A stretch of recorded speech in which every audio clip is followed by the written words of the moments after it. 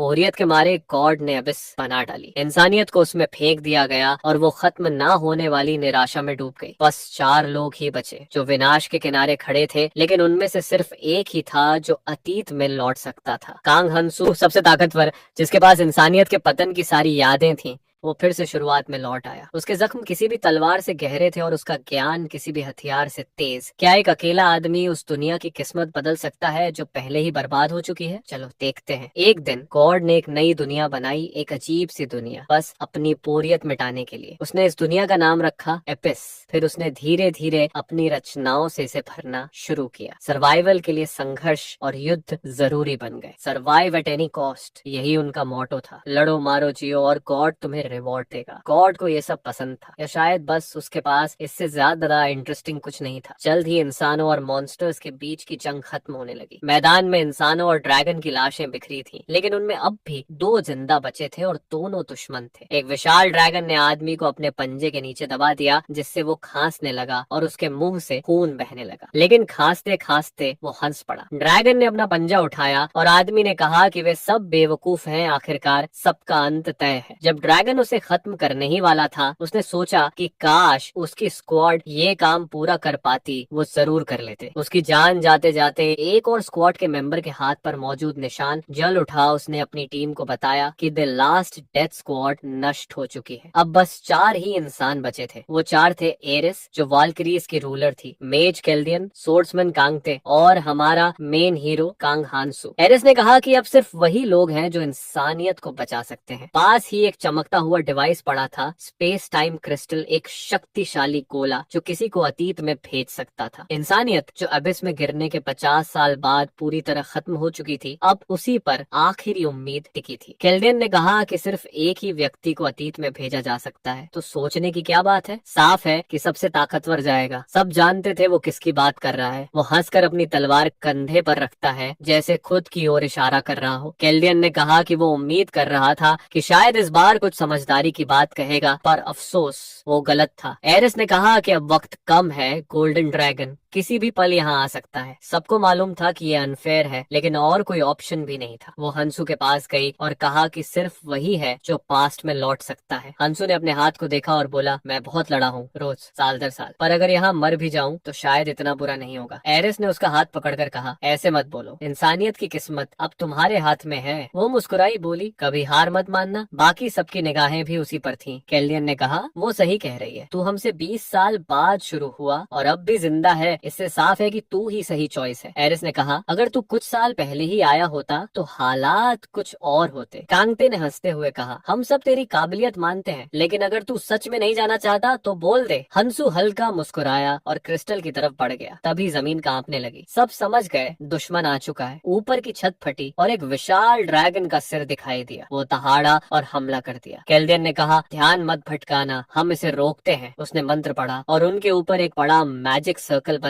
जिससे आग की लपटें निकलकर ड्रैगन को रोकने लगी। उसने कहा, कैंगटे अब तू स्विच कर। कंगटे ने उड़ता पत्थर रोका और बोला, मुझ पर छोड़ दे। एरिस ने हथियार निकाला, बोली, मैं पहले जा रही हूँ, तू पीछे से आना। ड्रैगन अकेला नहीं था, और भी ड्रैगन छत से अंदर आने लगे। उसने अपनी भाला जमीन में गाड़ शील्ड उठाई, बोली, केल्डियन यही मौका है। केल्डियन की तलवार और शरीर आग में लिपट गए और उसने जोर से वार किया। कई ड्रैगन एक ही झटके में कट गए। तभी गोल्डन ड्रैगन ने उस पर हमला किया। हंसू उसकी मदद करने वाला था, लेकिन केल्डियन ने रोका, बोला, तेरा मेन वेपन टूट चुका है, डिस्ट्रैक्ट मत हो। एरिस ने कहा, ड्रैगन हमें सौंप दे, तू जा, और उन लोगों से मुंह मत मोड़ना जो तुझसे परेशान करते हैं, उनका ख्याल रखना। हंसू ने मुस्कुराकर कहा, ट्राई करूंगा। वो बोली, तू तो ऐसे हालात में भी नहीं बदलता। फिर केल्डियन ने कहा, ध्यान से सुन हंसू, इस बार बेवजह किसी को मत मारना, लेकिन जो इंसानियत को नुकसान पहुंचाए उसे बख्शना भी मत, और क्लेमेंटाइन बजर्कर किंग उसे जरूर खत्म करना। हंसू ने सिर हिलाया। डिवाइस तेजी से घूमने लगा, रोशनी फैल गई। सबने आखिरी बार उसकी तरफ देखा। फिर एक तेज चमक में हंसू गायब हो गया, अतीत में लौटते हुए। वो उस पल वापस पहुंच गया जब वो और बाकी सब पहली बार दूसरी दुनिया में आए थे। सब इधर उधर देखकर घबरा रहे थे, लेकिन हंसू ने आसपास की जर्जर बिल्डिंग्स देखी और मुस्कुराया। सब काम कर गया। अब वो सब कुछ करेगा ताकि अपने साथियों को निराश न करे। लोग घबराकर एक दूसरे पर हमला करने लगे। हांसू ने सोचा, लोगों का डरना तो बनता है, आखिर वो दूसरी दुनिया में आ गिरे हैं। वो साल उसके जन्म का था और सब कुछ 100 लोगों से शुरू हुआ था, लेकिन जल्द ही वो संख्या बढ़ने लगी। बहुत सारे लोग लापता हो गए, हालात काबू से बाहर हो गए। जब वो 20 साल का हुआ, उसने आसमान में एक दरार देखी जिसके अंदर से एक विशाल आंख झांक रही थी, और फिर वो भी किसी अजीब ताकत की वजह से गायब हो गया। सरकार को सब पता था, लेकिन वो कुछ नहीं कर सकती थी, बस लोगों को घर में रहने और सावधान रहने की सलाह देती रही। अदरवर्ल्ड दूसरे डायमेंशंस को अब्सॉर्ब कर लेता है, और ये अबिस के इन्फ्लुएंस का मिड पॉइंट है। जो लोग यहाँ पहले आए, उन्हें तुरंत स्किल्स मिल गई और वे हाइपर एक्टिव हो गए, लेकिन अजीब मॉन्स्टर्स ने इस जगह को सच में नाइटमेरिश बना दिया। ये क्रुएल्टी और लॉलेसनेस की दुनिया थी। जिन्हें अबिस ने अब्सॉर्ब किया गया, उन्हें अदर वर्ल्ड भेज दिया जाता है, और जब अब्सॉर्ब्ड वर्ल्ड का हर कोई यहाँ आ जाएगा तो अबिस का दरवाजा खुल जाएगा और एक बड़ी जंग शुरू हो जाएगी। उसके पास स्ट्रॉन्ग बनने के लिए सिर्फ 5 साल है। सारी स्किल्स जो उसने सीखी थी, सारी ताकत, सब गायब हो गया। किसी भी हालत में उसे अभी दिखना चाहिए था। कुछ सेकंड बाद आसमान में एक रिफ्ट खुला और एक छोटी सी हॉर्न्ड फ्लाइंग क्रीचर छोटे ओपनिंग से घुसी। उसने हैरान लोगों की निगाहों के बीच अपना सिर पकड़ा, और जब उसने उन्हें देखा तो गला साफ करके नर्वस होकर अपना परिचय दिया। वह एक असिस्टेंट फेरी था और वह उन्हें शॉर्ट ब्रीफिंग देने आया है। तो वह उनसे अनुरोध करता है कि वे अब जो वह कहने वाला है उसे सुने। उसने खुद पर एक चौड़ी स्माइल जबरदस्ती लगाई और एमसी ने उसे नाखुशी से घूरा, सोचते हुए कि ये सब झूठे इडियोटिक लोग हैं। जिसका वह शॉर्ट ब्रीफिंग बोल रहा था, वो असल में एक इनकरेजमेंट था कि वे आपस में फाइट और किल करें। फेरी ने अपने हाथ दोनों ओर फैला दिए और डिसाइडेड किया कि वो शुरुआत करेगा वेलकम टू अदर वर्ल्ड। अब से हर किसी को एक अमेजिंग अपॉर्चुनिटी दी जाएगी। कुछ आदमी ने उसे बोलने नहीं दिया और चिल्लाया, what the hell is other world? अब बस बकवास बंद करो और इसे घर भेज दो। फेरी को उसकी इंसोलेंस पसंद नहीं आई और उसने कहा कि निर्देश खत्म होने तक इंतजार करे। उसकी टोन अचानक बदल गई, जिससे आदमी नर्वस हो गया, और फेरी ने कंटिन्यूएशन किया, इन्फिनिट फ्रीडम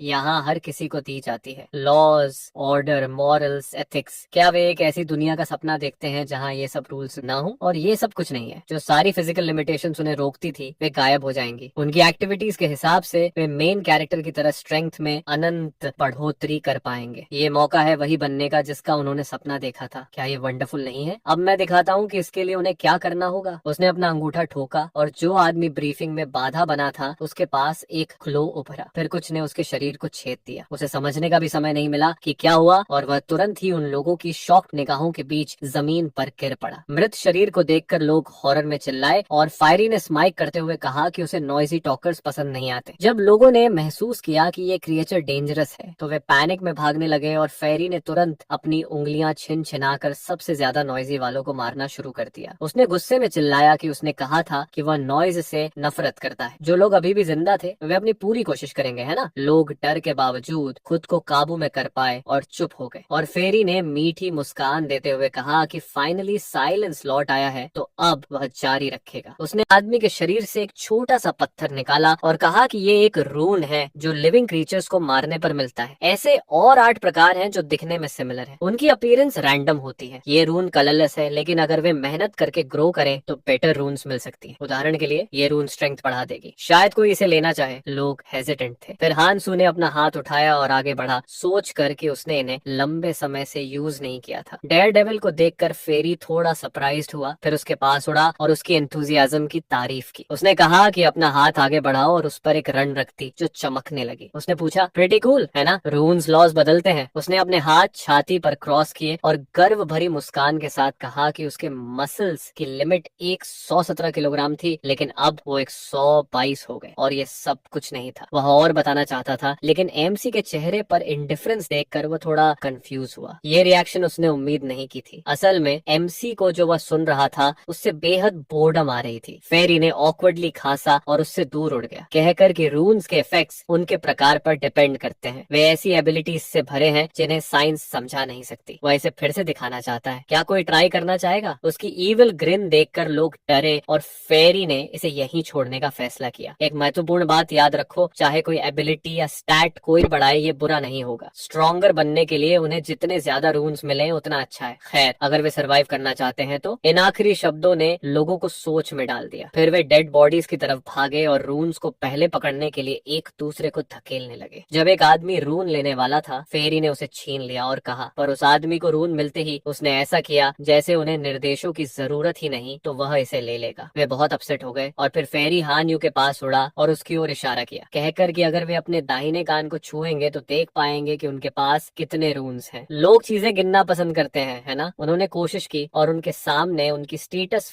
विंडोज आ गई। फेरी ने कहा कि एवरेज ह्यूमन स्टैट 10 होता है, बस यही उन्हें पता होना चाहिए। एमसी ने अपनी स्टेटस विंडो देखी। उसकी स्ट्रेंथ 1 पॉइंट बढ़ी हुई थी। अगर उसने हंटिंग के बाद और रून्स इकट्ठा किए तो माना और मैजिक पावर जैसी स्टैट्स भी बढ़ सकती हैं। रून्स कहीं भी मिल सकते हैं, बस किसी लिविंग क्रीचर को मारो, कोई फर्क नहीं पड़ता कि शिकार कौन है। फेरी ने कहा कि स्टार्टिंग कंडीशंस थोड़ी अनफेयर हो सकती हैं, बिल्कुल वैसे ही जैसे उनकी पुरानी जगह थी, पर वह उन्हें कुछ देगा जिससे वे खुश हो सकते हैं। उन्हें पास्ट भूल जाने दो और अपनी नई जिंदगी का आनंद लो। एक चाकू सभी के हाथों में प्रकट हुआ और फेरी असिस्टेंट ने कहा कि जैसे ही वह चला जाएगा ट्रेनिंग शुरू हो जाएगी तो वे अपनी पूरी कोशिश करें। फेरी गायब हो गया। वे नहीं समझ पाए कि वह क्या बोल रहा था और पीछे से एक चीख सुनाई दी, चेतावनी देते हुए कि कुछ पीछे आ रहा है। जब वे मुड़े तो उन्होंने देखा कि एक रिफ्ट से गॉब्लिन्स की भीड़ निकल रही है। वे रुककर लोगों की ओर झांकने लगे। उनके व्यवहार से लगता था कि वे भी कंफ्यूज थे। लोग मॉन्स्टर्स को देखकर बहुत नर्वस हो गए, पर किसी ने आक्रमण करने की हिम्मत नहीं की। एक लड़की ने अपना हाथ उठाया और सुझाव दिया कि सब शांत हो जाएं। वे स्थिति और बिगाड़ नहीं सकते, इसलिए धीरे धीरे पीछे हटना चाहिए। वे आराम से पीछे की ओर कदम लेने लगे। केवल हानसू वहीं खड़ा रहा, लेकिन लोग आगे बढ़ने में असमर्थ थे। जैसे ही बैक रो रुका, एक आदमी उस लड़के की तरफ मुड़ा जिससे वे टकरा गए थे और नर्वस होकर पूछा, ये क्या कर रहा है? उसने आगे इशारा किया और बताया कि कुछ गड़बड़ है, यहाँ कुछ है। उसने बैरियर वॉल को छुआ और चिल्लाया कि वे लॉक हैं। इस वजह से बाकी पैनिक में बैरियर पर थप्पड़ मारने लगे, छोड़ने को कह रहे थे। पर जब उन्होंने महसूस किया कि दीवारें पास आ रही हैं तो वे एक कदम पीछे हट गए और बहुत नर्वस हो गए। उसी समय गॉब्लिन्स चिल्लाने लगे। पता चला कि उनके तरफ की दीवार भी हिलने लगी है और उन्हें लोगों की तरफ धकेल रही है। इससे उनकी तरफ क्रश हो गया और लोगों ने अपने हथियार ज्यादा कसकर पकड़े और एक आदमी चिल्लाया कि वह ऐसे मरने वाला नहीं है। उसने अपनी आंख के कोने से देखा कि एक आदमी उसके पास भाग कर चला गया और दीवार के दूसरी तरफ खुद को पाया, जिससे वह बहुत हैरान हुआ और उसने पूछा कि वो कैसे गया। वह कंफ्यूज्ड होकर सिर खरोंचते हुए बोला कि उसे नहीं पता, वो बस गुजर गया। उस इनविजिबल पैसेज के ऊपर 49 नंबर दिख रहा था, जिसने बाकी को थोड़ा कंफ्यूज किया। फिर उस आदमी ने उसके बाद का उदाहरण फॉलो किया और पोर्टल से गुजर गया। नंबर कम होकर 48 रह गया और लोगों ने महसूस किया कि सिर्फ 50 लोग ही बाहर जा सकते हैं और तुरंत बैरियर की तरफ दौड़े, एक दूसरे को धकेलते हुए। भीड़ को देखकर जो फियर में पागल थी, एमसी ने आह भरी और सोचा कि वे इनसिग्निफिकेंट हैं। उनके पास सैकड़ों लोग हैं, वे बस इकट्ठा होकर लड़ सकते थे। शायद कुछ छोटे लगे, पर मौतों की संख्या बहुत कम रहती। पिछली बार जब वह यहाँ था लगभग 40 लोग गॉब्लिन से मरे थे, जिनमें से जो दीवार पार नहीं कर पाए उनमें से सिर्फ 10 बचे। पर इस बार सब कुछ अलग होगा। पहले उसे इस एरिया को क्लियर करना था और अगले एरिया की तरफ बढ़ना था। उसने एक चाकू निकाला और उसी वक्त गॉब्लिन ने हमला कर दिया। वो उन लोगों पर टूट पड़े जो अब तक भाग नहीं पाए थे। बेचारे बस मदद के लिए चिल्ला ही सकते थे। तभी एक के लिए मदद आई, हानू के रूप में। उसने उस बंदे को साइड में धक्का दिया और तुरंत गॉब्लिन को खत्म कर दिया, जबकि जिसे उसने बचाया था वो हैरान होकर देखता रह गया। फिर एक छोटा हरा मॉन्स्टर सीधे एमसी पर झपटा। वो उस पर क्लब से वार करने ही वाला था, लेकिन हानू ने उसका हाथ पकड़कर उसका गला काट दिया। फिर लाश को साइड में फेंकते हुए आगे खड़े 2 और मॉन्स्टर्स को देखा जो अभी उस पर कूदने ही वाले थे। उसने नाइफ को सही पकड़ में एडजस्ट किया और लड़ाई में कूद पड़ा, जबकि बाकी लोग ये खून से भरा मंजर देखकर दंग रह गए। कुछ मिनट बीते और एक और मॉन्स्टर को खत्म करने के बाद उसने थोड़ा आराम करने के लिए कदम पीछे खींचे। तभी उसे एहसास हुआ कि उसका शरीर अब वैसा ही हो गया है जैसा कई साल पहले था, जिससे वो थोड़ा असहज महसूस करने लगा। लेकिन उसकी किस्मत अच्छी थी, उसे 2 रन मिले और उसकी डेक्सटेरिटी 0.1 बढ़ गई। डेक्सटेरिटी सिर्फ स्पीड नहीं बढ़ाती बल्कि वक्त की परसेप्शन भी बदलती है। रिएक्शन स्पीड 0.1 बढ़ जाती है, यानी जो काम पहले जितने टाइम में करता था अब थोड़ा तेज कर सकता है। तभी पीछे पड़ा गॉब्लिन, जो मरा हुआ लग रहा था, अचानक उठ बैठा और उस पर डैगर फेंक दिया। लेकिन अपने तेज रिफ्लेक्सेस की वजह से हानू ने उसे नोटिस कर लिया और तुरंत बच गया। उसने पलटकर उसके सिर पर चाकू फेंका और उसे वहीं खत्म कर दिया। बाकी गॉब्लिन्स ये देखकर गुस्से से पागल हो गए और 3 एक साथ उस पर टूट पड़े। उन्होंने छलांग लगाई और हानू ने गॉब्लिन का हथियार उठाते हुए सोचा, जैसा उम्मीद थी, खून देखते ही ये पागल हो जाते हैं। उसने डैगर को और कसकर पकड़ा और आगे बढ़कर तीनों को एक एक वार में खत्म कर दिया। फिर उसने उनके अंदर से रून्स निकाले और अब्सॉर्ब कर ली। वो सांस लेने के लिए लिए रुका तो एक आदमी जो अब तक उसे देख रहा था हैरान होकर बोला, क्या वो सच में अकेले लड़ने वाला था? उसने मदद करने का फैसला किया और हमला करने दौड़ पड़ा। बाकी लोग भी हिम्मत जुटाकर गॉब्लिन की तरफ भागे। शुरुआत में थोड़ी घबराहट थी क्योंकि दुश्मनों की संख्या ज्यादा हो गई थी, लेकिन फिर सब जमकर लड़ने लगे। इंसान और मॉन्स्टर्स में भिड़ंत हो गई। तलवार से गॉब्लिन्स को काटते हुए एमसी सोच रहा था कि शुरुआत में इतनी जल्दीबाजी करने की जरूरत नहीं थी, लेकिन अब ध्यान भटकाने का वक्त नहीं था। सिर्फ इस जगह से ही कितने लोग उठा लिए गए थे, और अगर पूरी दुनिया के गायब लोगों की गिनती करें तो संख्या बेहिसाब होगी। जो फर्स्ट ईयर्स यहाँ आए हैं उन्हें पहले 3 महीने तक ट्रेनिंग जोन में सुरक्षा दी जाएगी। उसके बाद उन्हें उन लोगों से लड़ाई में झोंक दिया जाएगा जो 2 या 3 साल से यहाँ है। लेकिन फिर भी ये एक मौका है। एक और गॉब्लिन को मारने के बाद हानू ने रून उठाया और सोचा कि ये थोड़ा और मजबूत बनने का चांस है। उसने रून अब्सॉर्ब किया और मन ही मन केलियन को कहा कि उसे यहाँ भेजना सही फैसला था। आखिरकार लड़ाई खत्म हुई। जो लोग आखिर में लड़ाई में शामिल हुए थे वो थक कर जमीन पर गिर गए और चारों तरफ बिखरी लाशों को देखकर हैरान रह गए। उसने अकेले इतने सारे गॉब्लिन मार दिए थे। बाकी लोगों की नजरों में अब वो खुद एक मॉन्स्टर लग रहा था। तभी एक फेरी असिस्टेंट प्रकट हुआ। उसने बैटलफील्ड को खुशी से देखते हुए कहा कि सबने अच्छा काम किया, तुम लोगों ने काफी मेहनत की और कई लोग बच भी गए। अब तो समझ गए ना कैसे सरवाइव करना है। उसने दीवार हटा दी और रिफ्ट में वापस लौट गया, बोलते हुए कि उसे बाकी जोन्स में भी काम है। गुड लक कहकर चला गया। लोग गुस्से में उसे गालियां देने लगे कि जल्दी दफा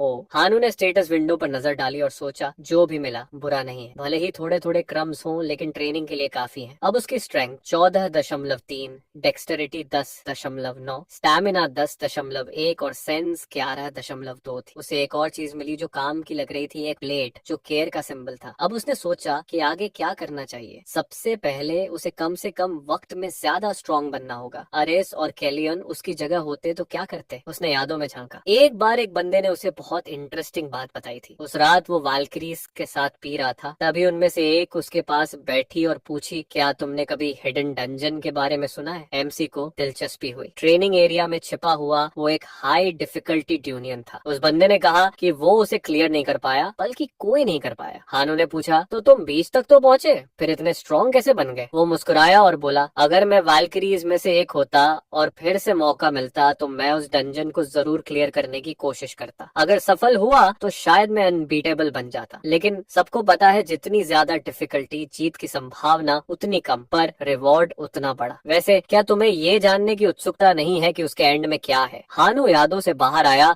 और तय किया कि वो हिडन डंजन ढूंढेगा, लेकिन वहाँ सक्सेस पाने से पहले उसे कुछ चीजें करनी होंगी। ट्रेनिंग का पहला स्टेज वो होता है जहाँ 100 लोग एक साथ काम करते हैं। हर कोई अपने एरिया में 1 हफ्ते तक ऑपरेट करता है, फिर एरिया बदलता है और ये 3 महीने तक चलता है। इसके बाद जैसे ही सेकंड स्टेज शुरू होती है, सेफ जोन खत्म हो जाती है और पहले से आए लोगों से कांटेक्ट पॉसिबल हो जाता है। पहले स्टेज में 2 हिडन पार्ट्स होते हैं और कोई भी अब तक एंड तक नहीं पहुंच पाया। हिडन डंजन तक पहुंचने के लिए उसे वो दोनों पार्ट्स हासिल करने होंगे। यही एक रास्ता है जल्दी स्ट्रॉन्ग बनने का, लेकिन पहले उसे वो हिडन पार्ट ढूंढना होगा जो उसके पास है। वो सड़क पर चलते हुए सोच रहा था कि शायद ये यहीं कहीं होगा, तभी पीछे से एक लड़की की चीख ने उसका ध्यान भंग किया। वो चिल्ला रही थी कि तुम क्या करने वाले हो? एक लड़का जिसका नाम सीन हो था मुस्कुराते हुए बोला, क्या मतलब, मैंने बस साथ चलने का ऑफर दिया था। लड़की बोली, मैंने पहले ही कहा था कि हम खुद जाएंगे। हानू ने देखा कि हर जगह कॉन्फ्लिक्ट शुरू हो गए हैं। वो आदमी लड़की का हाथ पकड़कर उसे अपनी ओर खींचता है और मुस्कुराकर कहता है, कहाँ जा रही हो? जिंदा रहना है तो सबको साथ मिलकर काम करना होगा। तुम चाहती हो ना कि सब सरवाइव करें? एमसी ने मन ही मन कहा कि उसे इन छोटी बातों में उलझने का वक्त नहीं है। उसे 1 हफ्ते में हिडन पार्ट ढूंढना ही होगा, वरना वो गायब हो जाएगा। तभी एक बंदा उसके सामने आ गया, संजय। वो उसे कहीं से जानता था और बोला, तू हानसू है ना? हानू ने चिढ़कर सोचा, अब नोटिस करना था जब मुझे निकलना है। उसने पूछा, तुम लोग मुझे जानते हो? वो हैरान रह गया। तभी उसका दोस्त टेसोंग पास आया और बोला, पागल हो गया है क्या? हम तो साथ थे यहाँ आने से पहले। एमसी को समझ नहीं आया कि ये लोग उसका नाम कैसे जानते हैं। तभी अचानक यादें ताजा हुई। ये उसके कॉलेज के क्लासमेट थे। वो सब साथ आए थे लेकिन मर गए थे और वो उन्हें भूल गया था। लड़की ने सियोनो का हाथ झटक दिया और बोली कि वो इनके साथ जाएगी। वो हानसू की तरफ दौड़ी और उसे याद आया ये जिन मिही थी। ऐसे लुक्स के साथ वो जल्दी मुसीबत में पड़ सकती थी। जब वो उससे बात कर रही थी, सियोनो ने गुस्से में कहा, कैसे हिम्मत हुई मुझे इग्नोर करने की? हानू को देखकर वो थोड़ा घबरा गया और मन में सोचा, क्या ये वही है जिसने अकेले गॉब्लिन का झुंड खत्म कर दिया था? पर अगर ये अभी थका हुआ है तो? उसने अपने दोस्त की तरफ देखा और फिर बोला, अरे सुनो, मैंने मैनर्स कहाँ गए तुम्हारे? फिर एक और पर नजर डालते हुए कहा, और ये कौन है? बड़ा शब भी लग रहा है, क्या करेगा ये इस हालत में? वो हंसा और हानू से बोला कि उसे तभी आ जाना चाहिए जब वो अच्छे से बुला रहा है, द मोर द मेरियर। तो बेहतर होगा वो खुद उनके पास चला जाए इससे पहले कि वो लोग खुद उसके पास आ जाए। एमसी ने उसकी तरफ देखा और सोचा कि ऐसे घटिया लोग हर जगह मिल ही जाते हैं, पहली लड़ाई के जोश में इतने अंधे हो गए हैं कि समझ ही नहीं पा रहे किससे उलझ रहे हैं। जीत का ख्याल ही इनके दिमाग पर छा गया है। वो उसके पास गया, कंधे पर हाथ रखा और धमकी भरे लहजे में पूछा, समझता है क्या कर रहा है? फिर चलते हुए अपने कंधे से उसे धक्का दे दिया। वो आदमी दांत भींच कर गालियां बड़बड़ाने लगा। तभी हान सू ने डैगर निकाल लिया और पूछा, कुछ कहना है? तभी उनका बॉस आ गया। उसने दोनों को शांत रहने को कहा और बोला कि वो लोग बुरे नहीं हैं। सूनो और बाकी उसे देखकर खुश हो गए और पूछा कि वो उनके साथ क्यों नहीं आया। हालात को देखते हुए सबके पास करने को बहुत कुछ था, क्यों ना साथ में काम करें। एमसी ने उसकी आंखों में देखा और समझ गया कि ये आदमी यहाँ के माहौल में ढल चुका है। अब वो अपनी असली फितरत छिपाने की कोशिश नहीं कर रहा था, एक भूखी लकड़बग्घे की तरह व्यवहार कर रहा था। अगर ऐसा चला तो ये आदमी आगे चलकर क्रिमिनल ही बनेगा। हानू ने सोचा, क्या अभी इसे यहीं खत्म कर दूं? उसे कैलियन के शब्द याद आए, बेवजह किसी को मत मारो, लेकिन इंसानियत को नुकसान पहुंचाने वाले पर रहम भी मत करो। दूसरी तरफ एस ने उसे सिखाया था कि लोगों से मुंह मत मोड़ो, उन्हें समझो और मदद करो। वो सोचने लगा कि एस ने कितनी जानें बचाई थी और उसके पास अभी इतना वक्त नहीं था कि इन सब से उलझे। वैसे भी ऐसे लोगों की आदत होती है खुद ही अपने पैर पर कुल्हाड़ी मारने की। वो अपने क्लासमेट्स की तरफ मुड़ा और बोला, चलो। सुनो कुछ चिल्लाया, पर उसके बॉस ने उसे रोक दिया। वो कुछ कहना चाहता था क्योंकि हानू बहुत एटीट्यूड दिखा रहा था, लेकिन बॉस ने कहा, छोड़ो, भूल जाओ, हमें अपने गोल पर ध्यान देना चाहिए। इस अजीब सी जगह में जहाँ ये अजीब मॉन्स्टर्स और वो डेविल है, हमें ऑर्डर लाना है। लेकिन उसे यहाँ की एक चीज पसंद थी, यहाँ ताकतवर का ही राज चलता है, तो क्यों ना मौका लिया जाए। उसने अपनी टीम को चलने को कहा। ताउंग ने राहत की सांस ली और पीछे मुड़कर बोला, कैसे हो गया कि इंसान अब मॉन्स्टर्स से ज्यादा डरावने लगने लगे? वो हानू के पीछे चल पड़ा और सोचने लगा, हाँ ये थोड़ा अजीब है, पर क्या ये हमेशा से ऐसा था? वो तो एक अनाथ था जो कोने में चुपचाप बैठा रहता था, इसलिए उसने कभी ध्यान नहीं दिया था। वो उसके पास जाकर बोला, ऐसे क्यों बिहेव कर रहा है जैसे हमें जानता ही नहीं? एमसी ने एक सेकंड सोचा, फिर बोला,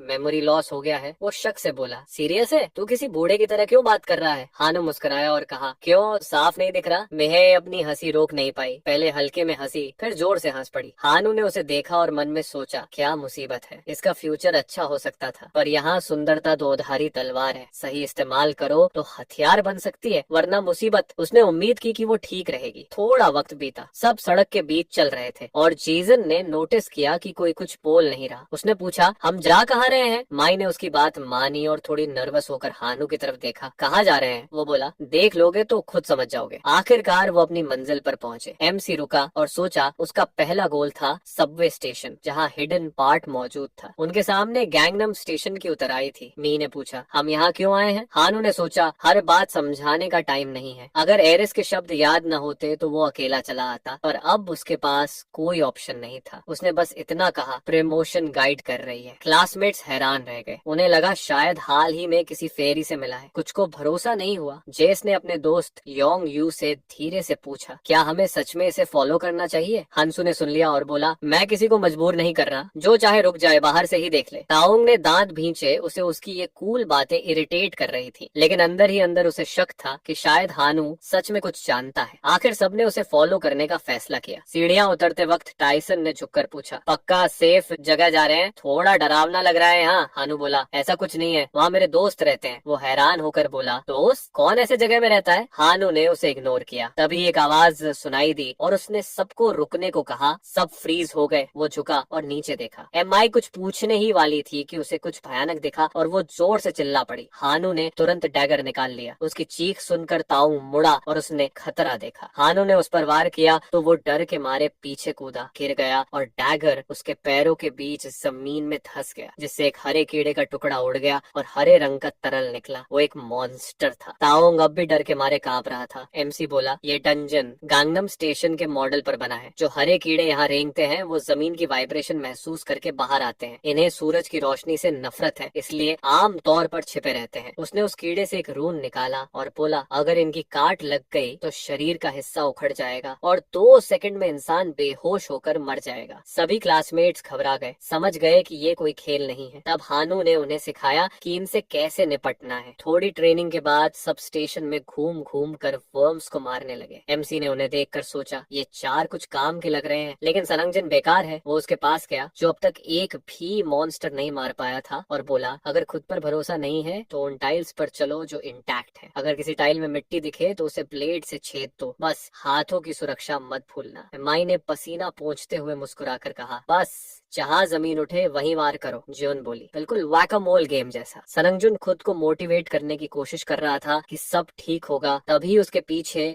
जमीन हिली और एक हरा वर्म उसके पैर की तरफ झपटा। वो डर से जम गया। तभी हानू आया, उसने कीड़े को धक्का दिया और उसे कई टुकड़ों में काट दिया। संजुन मुस्कुराया और बोला, थैंक्स। लेकिन हानू ने ध्यान नहीं दिया। मन में सोचा, इसकी लड़ने की क्षमता साफ दिख रही है, बोझ ही बनेगा। वो उदास होकर सिर झुका गया। तभी ताउंग ने हानू से कहा, ऐसा लग रहा था जैसे तुझे पहले से पता था क्या होने वाला है। कैसे? हानू मुस्कुराया, मैंने बताया ना, यही मेरी सुपर पावर है। सब थोड़े चौंके पर सवाल नहीं किया। सब फिर से हंट पर ध्यान देने लगे। कई वर्म्स मारने के बाद एमसी ने रन्स उठाए और पूछा, तुम लोग इन्हें क्यों नहीं ले रहे? मिहे ने कहा, हमने सोचा तुम ले लो, आखिर तुम ही हमें प्रोटेक्ट कर रहे हो। हमें ये लेने से कोई सुपरमैन तो बनना नहीं है, तो बेहतर है तुम रखो। हानू ने सांस छोड़ी और बोला, जो भी शिकार मारे वो उसी का होता है। अगर मेरे साथ रहना है तो कम से कम बेसिक रूल्स फॉलो करो। वो सोचने लगा, जो लोग सालों तक एबिस में भटके उन्होंने जीने के कुछ रूल्स बनाए थे। उनमें से पहला ये था, my prey belongs only to me. Group hunt के टाइम सब चीजें जरूरत और कंट्रीब्यूशन के हिसाब से बांटी जाती हैं, लेकिन जब हालात खराब होते हैं तो गुडविल पर टिकी रिलेशनशिप्स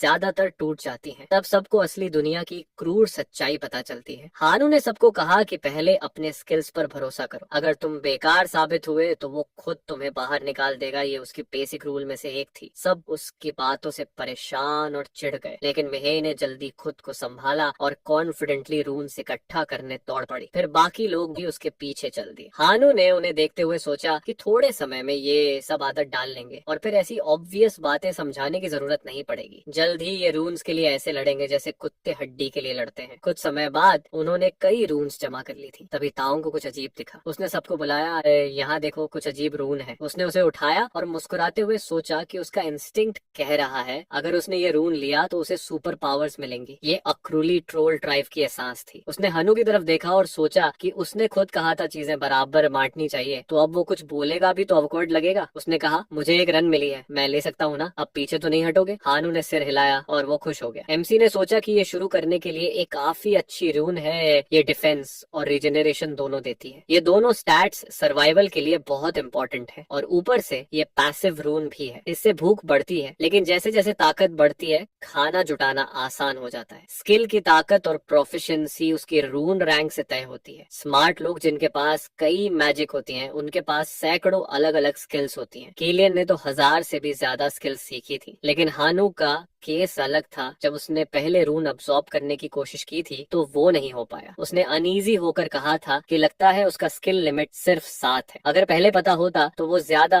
पावरफुल स्किल्स सीख सकता था। वो सोचने लगा कि सिर्फ 7 स्किल्स की लिमिट होना तो बहुत बड़ा डिसएडवांटेज है, लेकिन उसके पास वो ताकत थी जो इस कमी से कहीं ज्यादा थी। उसके सीखे हुए स्किल्स की एंडलेस एवोल्यूशन, जैसे डोरो की लिजर्ड एसेंस जो बस रैपिड रिजेनरेशन देती थी, बाद में केंट के आर्ट ऑफ इमोर्टलिटी के बराबर पहुंच गई। चियान का रैपिड डैश इतना इवॉल्व हुआ कि वो किलियन के स्पेस रप्चर के लेवल तक पहुंच गया। 7 स्टार हेयर, ये नाम उसे इसी खासियत की वजह से मिला था। यही फीचर था जिसने उसे बाकी लोगों के बराबर ला खड़ा किया, जबकि वो उनसे 20 साल पीछे था। इसी वजह से वही अतीत में भेजा गया था ताकि वो गलती न करे। एज ने उसे कहा था कि जब वो 7 स्किल्स चुने तो बहुत ध्यान से चुने। अगर सब कुछ सही चला तो उसकी ट्रेनिंग आसान होगी। तभी तोंग ने रून इस्तेमाल की। वो धीरे धीरे एवापोरेट होने लगी। सिस्टम ने बताया कि फिजिकल रेजिस्टेंस स्टैट बन गई है। अभी उसने ट्रोल ट्राइब की एसेंस 1% तक मास्टर्ड की है। उसने स्टेटस विंडो चेक की, एक नया स्टैट आ गया था और बाकी भी बढ़ गए थे। उसने हानू की तरफ देखा और मन में सोचा कि वो कितना बेवकूफ है, उसकी जगह मैं कभी ऐसी चीज छोड़ता नहीं, लेकिन कोई बात नहीं, मैं जल्द ही उसे पकड़ लूंगा। एमसी ने हाथ हिलाकर कहा कि अब निकलना चाहिए। टांग उसके पास आया, कंधे पर हाथ रखकर बोला, अब तो काफी डेंजरस होगा, तो साथ चलते हैं ना, स्ट्रॉन्ग लोग फ्रंट लाइन पर ही तो जाते हैं, राइट। वो पलटा तो देखा कि वो बात करते हुए मिहे की तरफ देख रहा था। हानू ने सोचा, क्या ये मुझे अपना राइवल समझ रहा है? थोड़ा क्यूट लगा, लेकिन इसका मतलब ये नहीं कि वो उसे नजरअंदाज कर देगा। उसने उसका हाथ छटक दिया और नीचे उतरने लगा। मिहे ने पूछा, हम नीचे क्यों जा रहे हैं? वो बोला, मुझे सबवे लेनी है। वो चौंक गई। ट्रेन अब भी चल रही है क्या? वो बोला, जल्द ही खुद देख लोगी। उसे वैल्किरी वाले उस आदमी की बात याद आई जो बता रहा था कि उसने कितने डंजन्स एक्सप्लोर किए हैं। तभी एक आदमी पास आया और बोला कि जिन डंजन्स की वो बात कर रहा है वो उन असली जगहों के आस पास भी नहीं है जहाँ वो खुद गया है। वो आदमी बोला, अगर सच में ताकत चाहिए तो तुम्हें सबवे के अंदर ट्रेनिंग एरिया में एक खास चीज ढूंढनी होगी। तीसरे फ्लोर तक स्टेशन सब एक जैसे होते हैं। सीढ़ियों के बीच वाले पोर्टल से नीचे जाओगे तो एक ट्रेन इंतजार में मिलेगी, अगर उसे पकड़ लिया तो समझो तुम पास हो गए। एमसी ने याद करते हुए सोचा कि ट्रेन अगले दिन निकल रही है तो उसे आज ही सही जगह पहुंचना होगा। जब वो नीचे पहुंचे तो सामने एक नीला चमकता हुआ पोर्टल दिखा। मिही हैरान होकर बोली, ये तो गैंगनम स्टेशन नहीं है, मैं यहाँ कई बार आई हूँ लेकिन ऐसा एंट्रेंस कभी नहीं देखा। उसने चिंतित होकर पूछा, तुम सच में अंदर जाना चाहते हो? वो बोला, मैं वही जाता हूँ जहाँ मेरे इंस्टिंक्ट्स ले जाते हैं। जैसा पहले कहा था, जो छोड़ना चाहे जा सकता है। ताउंग बोला, मैं चलूंगा। मिहे ने भी कॉन्फिडेंटली कहा, मैं भी। एमसी ने देखा कि वो अंदर से डर रही है। शायद उसे पता है कि उसके जैसे लोगों के लिए खतरा और बड़ा है,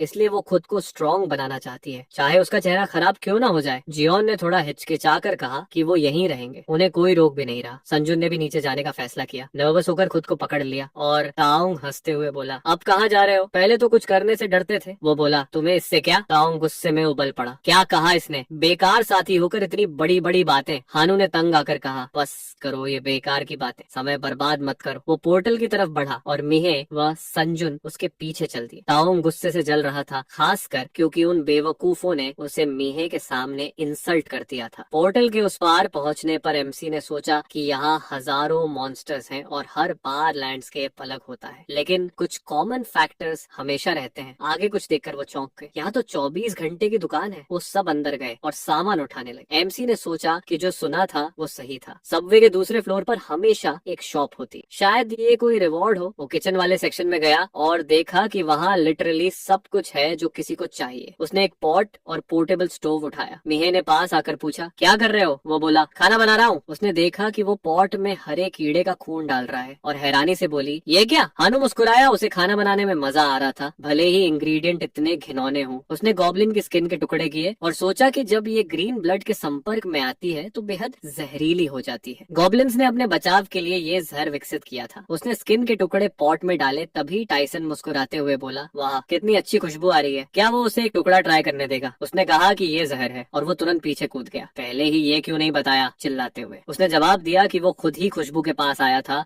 और खाना पकाने लगा था। मिही ने कहा कि उन्होंने कभी ऐसा कुछ पकाने के बारे में सोचा ही नहीं था। फिर उसने पूछा कि उसे ये जहर बनाना आता कैसे है। वो फिर अपने सुपर पावर की बात करने लगा, जिससे ताउंग परेशान हो गया। सबको साफ दिख रहा था कि वो जवाब देने से बच रहा है, लेकिन असल में हानू का दिमाग फटने वाला था क्योंकि वो सब कुछ याद करने में लगा था। इसी बीच केलियन ने उसे कुछ लेसन्स दिए। उसने कहा कि अगर वो वापस अतीत में भी चला जाए तो नॉलेज के बिना सब बेकार है। फिर उसने उसे सारी जरूरी जानकारी दी, सिर्फ ये नहीं कि आइटम्स कहाँ मिलेंगे, बल्कि ये भी कि उन्हें कैसे मजबूत किया जाए। उसने कहा अगर उसमें जरा भी अक्ल है तो समझ जाएगा कि ये कितना इम्पोर्टेंट है, लेकिन ये बातें किसी से शेयर नहीं करनी है। फिर उसने वो बोर्ड जिस पर सारी जानकारी लिखी थी जोर से पटका और कहा, सब याद कर लो। भविष्य जानना सिर्फ एबिस के डिस्ट्रक्शन को तेज करेगा, इसलिए उसे प्रोमेथियस नहीं बनना चाहिए। उसे बस प्लान के हिसाब से जरूरत पड़ने पर ही नॉलेज शेयर करनी चाहिए। इस बारे में सोचते हुए एमसी ने माना कि अगर किसी को एग्जैक्ट प्रोपोर्शंस और ब्रूइंग टाइम नहीं पता तो रेसिपी वैसे भी काम की नहीं तो दिखाने में कोई दिक्कत नहीं। जहर तैयार होने के बाद उसने उसे एक बोतल में डालकर डिस्पेंसर लगाया, फिर अपना डैगर उस पर लगाकर लेप दिया। ये देखकर मिही ने पूछा, क्या हमें भी मिल सकता है? वो मान गया और वो सब खुश हो गए। फिर उसने हाथ बढ़ाते हुए कहा, हर बार इस्तेमाल के बदले आधा पावर या स्टैमिना रून लेगा। तुरंत सबके चेहरे उतर गए और ताउंग झुंझला कर बोला, इतना छोटा दिल क्यों है इसका? वो बोला, फ्री में भी दे सकता हूँ लेकिन लंबे टाइम में ये ठीक नहीं होगा। उसने मन ही मन सोचा, एक तरफा रिश्ता ज्यादा नहीं चलता। फिर भी मिही ने कहा कि वो बाद में रून्स दे देगी और बोतल ले ली। उसने उसे चेतावनी दी कि अगर ये हाथ पर गिरा तो बहुत दर्द होगा। टाइसन गुस्से में था, सोच रहा था कि अगर वो ऐसे ही रहा तो उससे जहर चोरी भी नहीं कर पाएगा। उसने भी परमिशन मांगी कि जहर बाद में रून देकर इस्तेमाल कर सके और एमसी ने हाँ कर दी। जब सब वेपन्स ढूंढने लगे वो बाकी तैयारियों में लग गया। 2 बैकपैक्स भरकर दुकान से बाहर निकला। उसके साथ वाले जब बाहर आए तो वो थोड़ा चौंका। वो सब सूटकेस लादे हुए थे। उसने पूछा, कहाँ ट्रिप पे जा रहे हो या इन्हें बेड बनाना है? इतना सब क्यों उठा लिया? अगर जिंदगी भर लड़ाई नहीं करनी तो यही चीजें यहीं गाड़ दो, वरना ऐसे सब कुछ उठा ले जाओगे तो लोग पीछे पड़ जाएंगे। मिही अब हैरान थी। पहले उसे लगा था कि वो बस चुप रहता है, पर अब समझ आई कि वो बहुत बढ़िया फाइटर है। बातों बातों में उसे डर लगा। उसने सोचा कि कल तक करोड़ों लोग गायब हो गए, किसी का भी पता नहीं चला। अब उसे जिंदगी भर यहीं सरवाइव करना होगा। वो मरना नहीं चाहती थी, इसलिए जो भी करना पड़े करेगी, और अगर वो हानू के साथ रहेगी तो ये कर पाएगी। अपना सामान पूरा करने के बाद वो उसके पास आई और हल्का मुस्कुराई। ताउंग ने दोनों को देखकर चिढ़कर कहा, ये मूर्ख खुद को दुनिया का केंद्र समझ रहा है। उसने अपना बैग सैंजन पर फेंका और हानू से पूछा, जो सुपर पावर तू बोल रहा था क्या हमें भी मिल सकता है? हानू ने कहा, हाँ मुमकिन है। सबकी आंखें चमक उठी। उसी वक्त एमसी को केलियन की बातें याद आई। उसने बताया था कि जो लोग इस दुनिया में आए हैं उनमें से कुछ को नई पावर्स मिली। वो सोचने लगा वो सब कितने खतरनाक और ताकतवर हैं, इसलिए जो बेकार हैं उन्हें हटाना ही पड़ेगा। अपने क्लासमेट्स को खत्म करने का ख्याल उसके दिमाग में घूमने लगा। टायसन ने उसका चेहरा देखकर सोचा, इसको क्या हुआ? वो मुस्कुराया और उसके पास आया। क्या अब भी गुस्सा है मुझसे? हानू ने शांत होकर कहा, नहीं अब सब बोल चुका हूँ। फिर वो आगे बढ़ गया, सोचते हुए कि पिछले 5 साल कैसे बीते थे। लड़ाइयों में उम्मीद धीरे धीरे खत्म होती गई और निराशा ने सब निगल लिया। वो नजरें फेर कर देखने लगा और वो लड़का सोचने लगा कि शायद इसे लड़ाई में सिर पे चोट लगी है। अगर इसके सुपर पावर न होते तो ये कभी इतना अकड़ू नहीं बनता। उसने मन में ठान लिया, मैं इंतजार करूंगा, स्ट्रॉन्ग बनूंगा, फिर मैं और मिही साथ होंगे, उस मूर्ख सैंजन को हटाऊंगा और हानू को अपने नीचे रखूंगा। उसी वक्त एक तेज आवाज आई, रुको। वो घबरा गया और पूछा, क्या हुआ? एमसी नीचे झुका और जमीन पर कुछ छुआ। वो स्लाइम था। एमसी ने सोचा, इसकी टेक्सचर देखकर लग रहा है कि ये सोर्ड स्नेल का नहीं है, क्योंकि उसकी तरह खट्टा स्मेल नहीं है। कहीं कटा हुआ ज़ॉम्बी भी नहीं था। तो बचा सिर्फ एक ऑप्शन, लैंड मरमेड्स। वो धीमे होते हैं लेकिन उनका पैरालाइजिंग पॉइजन 1 सेकंड में मार सकता है। उसके पास एक प्लान था। ताउंग बोला, इतना सब जानने का दिखावा बंद कर। वो उसे इग्नोर करके दुकान की तरफ लौटा और बोला, चलो मेरे पीछे। सब हैरान थे। उसने उन्हें मोलोटोव कॉकटेल बनाना सिखाया, बोतल में पाउडर डाला। सोचा पेट्रोल तो नहीं है पर ये काम चल जाएगा। मिही ने देखा कि उसने दुकान से मिली चीजों से ही ये बना लिया है तो हैरान हुई। ताउंग ने बोतल उठाई और बोला, क्या ये भी उसका सुपर पावर है? बड़ा मजा आ रहा होगा इसे यहाँ। हानसू ने गुस्से से उसे देखा। उसे मार देने का मन था पर एरिस से किया वादा याद आया। टायसन ने पूछा, ऐसे क्यों देख रहा है? कुछ गलत बोल दिया क्या? एमसी ने गहरी सांस ली, फिर जमीन पर कुछ ड्रॉ करने लगा और बोला, अब प्लान सुनो। एक मोलोटोव फेंकेगा, फिर बाकी 3 आगे बढ़कर अटैक करेंगे। जो सबसे आगे होगा उसे रून में प्राथमिकता मिलेगी। ताउंग तुरंत बोला, मैं आगे जाऊंगा, किसी काबिल को होना चाहिए फ्रंट पे। एमसी ने बहस नहीं की और पूछा, मोलोटोव कौन फेंकेगा? सैंजन और मिही दोनों ने एक साथ हाथ उठाए। एमसी ने कहा, ठीक है, बारी बारी से फेंको, और वो चल पड़े। अंधेरे कॉरिडोर में चलते हुए सैंजन ने सोचा, कितनी दूर आ गए हम। वो अब वापस जाना चाहता था। वो बस इसलिए आया था ताकि बाकी उसे छोड़ न दे। उसने मिही की तरफ देखा, वो भी नर्वस थी। देखकर उसे थोड़ा अजीब लगा। एमसी रुका और बोला, सावधान, वो आ रहे हैं। अंधेरे में आवाजें गूंजने लगी। हानू ने लड़की से कहा, मोलोटोव उनकी तरफ फेंको। वो तुरंत मान गई और कपड़े में आग लगाते हुए सोचा, मैं बोझ नहीं बनूंगी, सब ठीक होगा। उसने पूरे कॉन्फिडेंस के साथ अंधेरे की तरफ देखा और सीधा एक मोलोटोव कॉकटेल मरेट्स पर फेंक दिया। जैसे ही वो फूटा, एक मरेट तुरंत आग में जल उठी और जोर से चीखने लगी। मिही खुश हो गई कि उसका निशाना लग गया और एमसी आगे बढ़ा, बाकियों को अटैक करने का इशारा करते हुए। उसने याद दिलाया कि मरमेड्स पैरालाइजिंग पॉइजन उगलती हैं और फिर लड़ाई शुरू हो गई। उसने एक मरमेड पर कुछ वार किए और फिर दूसरी की तरफ बढ़ा। ताउंग ने जब देखा कि उनके शरीर से रनस निकल रहे हैं तो उसे लगा कि ये कमीना फिर सब अपने लिए लेना चाहता है। वो अब और नहीं हार सकता था क्योंकि उसकी निगाहें सिर्फ उसी पर थीं। उसे साइड से आती एक मरमेड दिखी ही नहीं जब तक वो उस पर झपटी नहीं। वो डर से चाकू घुमाने लगा, मुझे छोड़ दो कहते हुए, और मन ही मन सोचा, अभी तो जान ही चली जाती। जब मरमेड एक बार में मर गई तो उसने अपनी तलवार की तरफ देखा और मुस्कुराया, ये जहर वाकई जबरदस्त है। हानसू ने कुछ रून्स उठाए और बोला, देखा जो जहर दिया था वो काम आया ना। इस बीच टायसन सोचने लगा कि अब वो भी जल्दी ही इस बेवकूफ को पकड़ लेगा, और फिर लड़ाई जारी रही। एमसी और ताउंग आगे से लड़ रहे थे जबकि मिही और सैंजन पीछे से मोलोटोव फेंक रहे थे। जलती हुई मरमेड को देखकर हानू ने सोचा, ऐसे दुश्मन के खिलाफ जो हाईली फ्लैमेबल पॉइजन यूज करता है, मोलोटोव बेस्ट आइडिया है। उसकी तलवार अब कुंद हो चुकी थी लेकिन फर्क नहीं पड़ता था क्योंकि जहर उसी के लिए तो लगाया गया था। उसका बार छोटा सा कट लगाता, लेकिन जहर भारी नुकसान करता। इसी बीच ताओंग ने एक और मरमेड मार गिराई और 2 रून्स देखे। वो उन्हें उठाने के लिए झुका, लेकिन आसपास ध्यान ही नहीं दिया। तभी एक मरमेड ने उस पर पैरालाइजिंग पॉइजन फेंका। वो उसकी टांग पर लगा और पैंट और त्वचा दोनों को जला गया। वो दर्द से जमीन पर गिर पड़ा, लेकिन घाव जल्दी ठीक हो गया। बस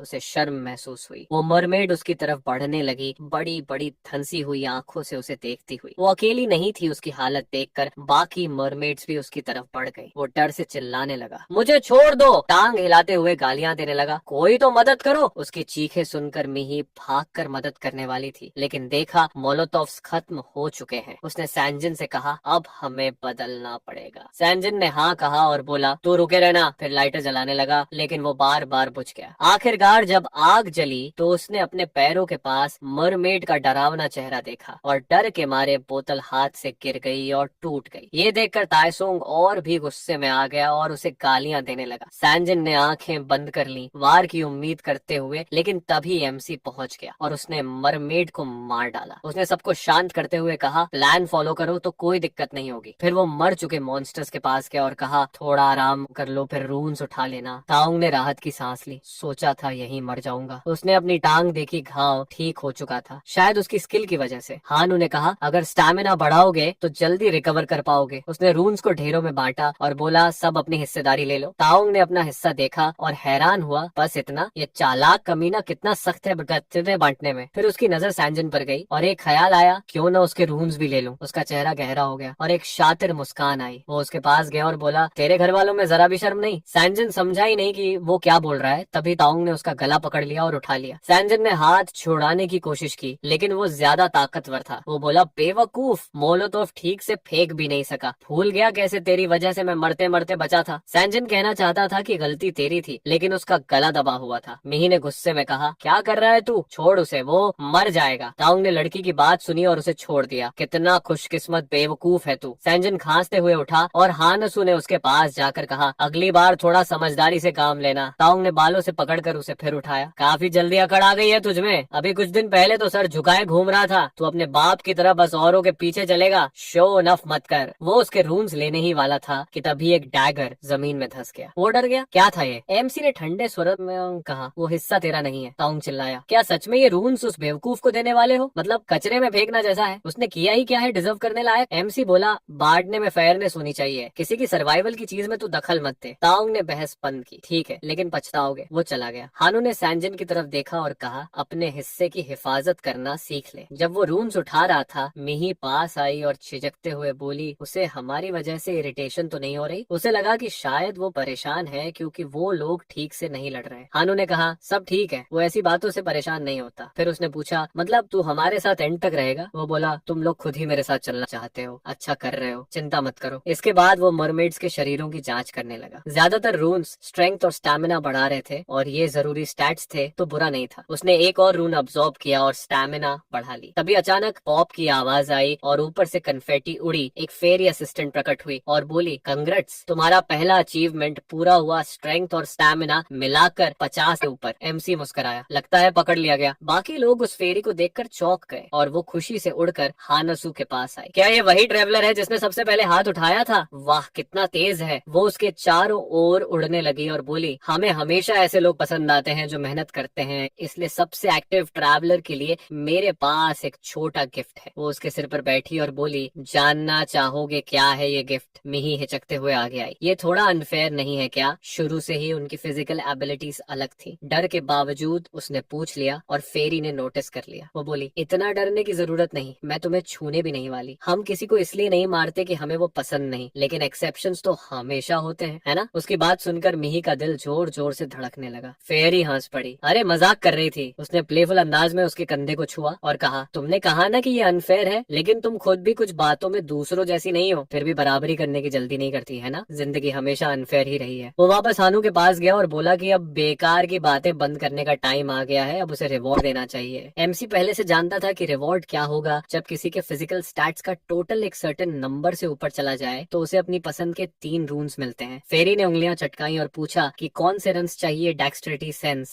या फिर रिकवरी रन? रिकवरी रून एक कंज्यूमेबल चीज थी जो बहुत बुरी चोटों को भी हील कर सकती थी और ज्यादातर पॉइजन से भी बचा सकती थी, बेसिकली एक एक्स्ट्रा लाइफ की तरह। हानू ने सोचा कि ये सब बढ़िया है, लेकिन अगर कोई लिम्ब ही कट जाए तो ये काम नहीं आएगी। रिकवरी रून का नाम सुनते ही बाकियों के कान खड़े हो गए। मतलब कोई भी जानलेवा सिचुएशन में एक बार तो बच सकता था। सबको उम्मीद थी कि अगर वो ये रून ले ले तो शायद उनमें से किसी की जान बच जाए, लेकिन एमसी का ऐसा कोई इरादा नहीं था। वो तो मैजिक इम्यूनिटी वाली रन ढूंढ रहा था। ये सुनकर फेरी थोड़ा चौंक गया और उसे कुछ रन दिखाए। हानू ने सोचा कि अब फर्क नहीं पड़ता, वो ये कर सकता है। रिकवरी रन उपयोगी थी, लेकिन मैजिकल और फिजिकल डैमेज से इम्यूनिटी मिलना बहुत मुश्किल था, खासकर ट्रेनिंग जोन में, जब तक कि कोई कंगाई जैसा लकी ना हो जिसने बस कहीं से उठा ली थी। स्टैमिना बढ़ाने से सिर्फ रिकवरी की स्पीड पर असर पड़ता है, लेकिन मैजिकल और फिजिकल डैमेज रेजिस्टेंस एक असली डिफेंस होती है, प्रैक्टिकली इम्यूनिटी जैसी। एक्सपीरियंस से वो फिजिकल अटैक्स का सामना कर सकता है, लेकिन मैजिक अटैक्स का तो अलग ही मामला है। उसने मैजिक इम्यूनिटी वाली रून अब्सॉर्ब की और स्टेटस विंडो खोली, सोचते हुए कि अब इमीडिएट डेथ से तो बच जाएगा। फेरी ने काम पूरा किया और जाने लगा। जाते जाते उसने हानू को कहा कि वो उस पर भरोसा करता है,